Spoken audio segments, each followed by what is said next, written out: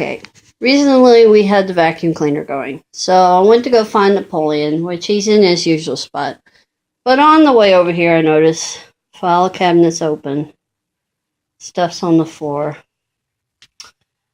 There's a basket. And all my envelopes, all of them, are all over my desk. So little itty bitty Napoleon can hide up in his favorite little spot. He threw my basket of card envelopes all over here. Well, he shoved them. They were in his way, so he shoved them.